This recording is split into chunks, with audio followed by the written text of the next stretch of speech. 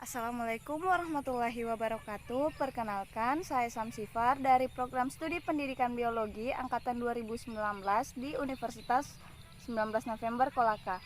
Nah, pada kesempatan kali ini saya akan menjelaskan mengenai habitat dan relung guna memenuhi tugas mata kuliah saya, yakni di mata kuliah Ekologi Tumbuhan.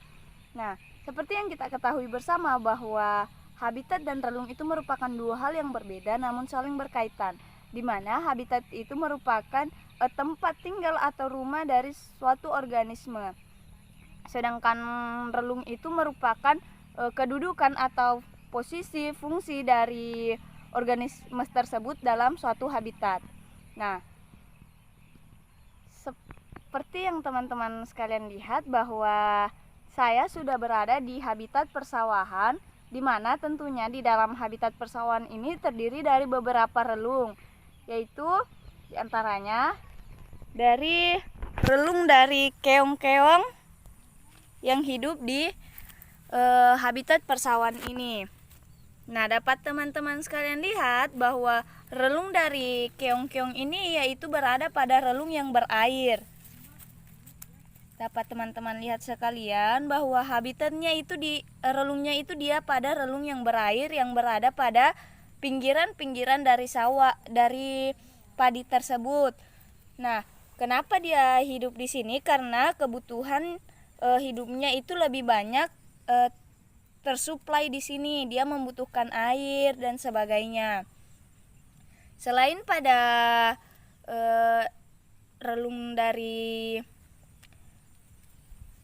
keong-keong tadi, juga terdapat relung dari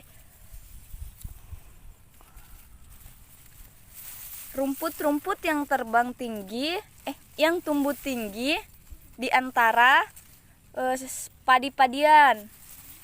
Tentunya tidak berada pada daerah yang berair. Dia berada pada daerah yang tidak tergenang air.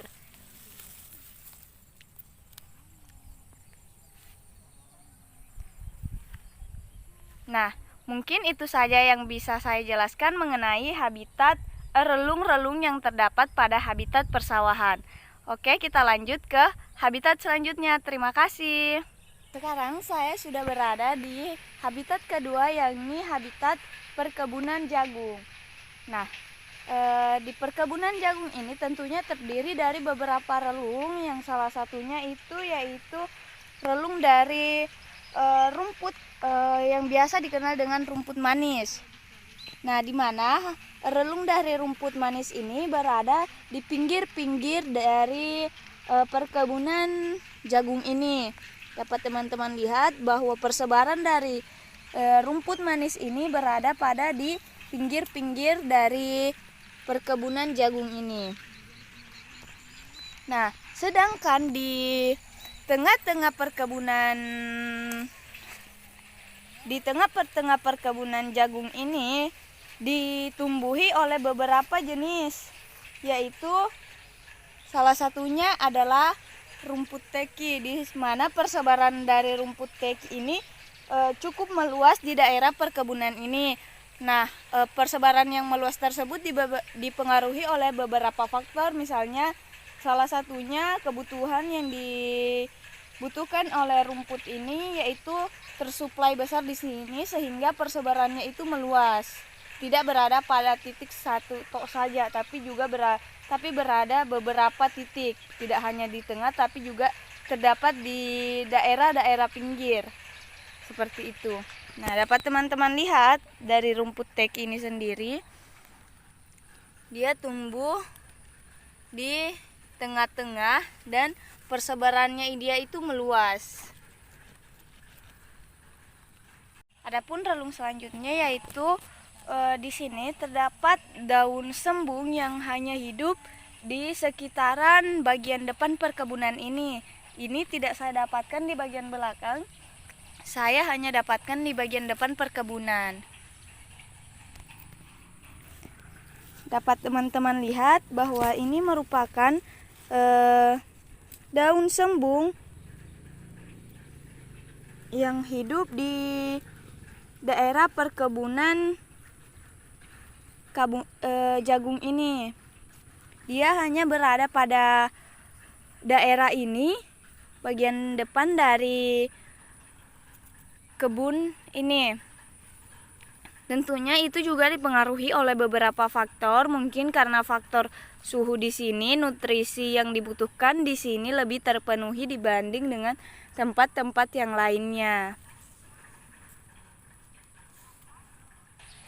Nah, selain dari daun sumbang tadi, di ujung dari perkebunan ini terdapat tumbuhan gamal. Seperti yang kita tahu bahwa tumbuhan gamal ini merupakan tumbuhan berkayu.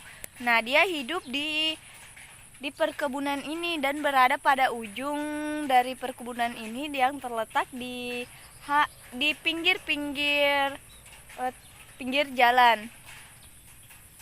Nah, tentunya dia tumbuh di sini juga dipengaruhi oleh beberapa faktor, yang salah satunya mungkin faktor suhu, nutrisi, dan yang lain-lainnya. Nah, itulah penjelasan dari saya mengenai habitat, yang mana sudah terdapat 2 habitat yang saya jelaskan tadi, dan relung-relung yang ada di dalam habitat tersebut, yang mana yang pertama yaitu habitat padi, yang kedua itu habitat perkebunan jagung. Mungkin sekian saja yang bisa saya sampaikan, lebih dan kurangnya saya pribadi mohon maaf. Wabillahi taufiq wal hidayah. Wassalamualaikum warahmatullahi wabarakatuh.